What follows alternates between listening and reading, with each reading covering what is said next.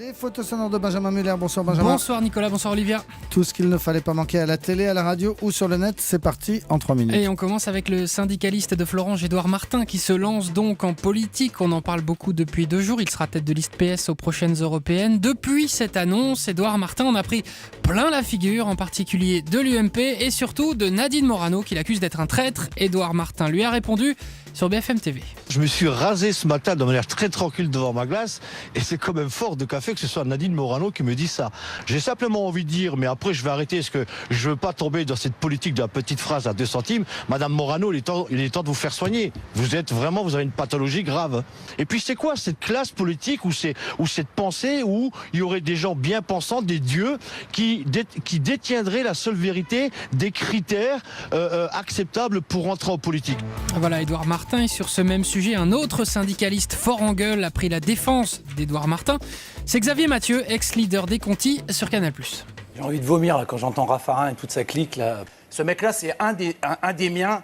Est-ce que vous vous posez tous la question de savoir si son chef, là, son grand chef, Chérec, qui a trahi les ouvriers plusieurs fois sur les réformes des retraites, est-ce que vous vous posez la question de savoir où est Chérec aujourd'hui ? Chérec, il fait partie de ce gouvernement. Vous vous posez la question parce que c'est un ouvrier. Pour moi, c'est un frère de lutte, ce mec. J'ai appelé mes potes de la CGT à Florange cet après-midi. Ils ne le traitent pas de traître. Ils disent que c'est dommage, mais ils ne le traitent pas de traître. Michel-Édouard Leclerc était ce matin l'invité de Thomas Soto. Leclerc a pu se vanter de vendre moins cher, d'avoir une politique de prix bas. Et lorsqu'il dit ça, n'allez surtout pas lui dire que prix bas peut signifier moins bonne qualité. Ne lui dites pas, ça l'énerve. Franchement, vous ne devriez pas dire des trucs comme ça. Que pour faire du média ou de la reprise ou me faire réagir, vous le disiez. Mais franchement, c'est pas sérieux. Quand vous prenez une seconde classe en train, c'est pas parce que la seconde classe déraille avant la première classe. Quand vous prenez un billet low cost en avion, j'espère que les normes de sécurité sont les mêmes pour l'arrière de l'avion que pour l'avant de l'avion. Voilà, Michel-Édouard Leclerc. Et enfin, cette semaine, c'est la semaine des stagiaires de 3e présents dans tout un tas d'entreprises, dont les différentes rédactions. À Europe 1, on n'y échappe pas, ils sont pleins en régie derrière le réalisateur Romain Causeur.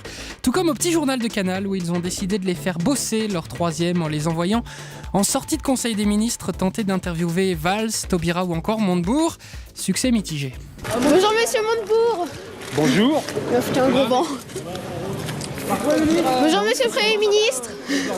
Bonjour, encore un gros vent. Vous pouvez nous parler un petit peu?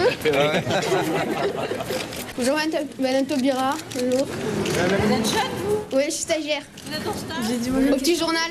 Question, vas-y. Non, je parle aux jeunes. Voilà, merci. Quel média? Le Petit Journal. Oui, le Petit Journal. Ouais. Eh bien, ça commence bien. Voilà les fameux stagiaires de 3e dans les photos sonores de Benjamin Muller.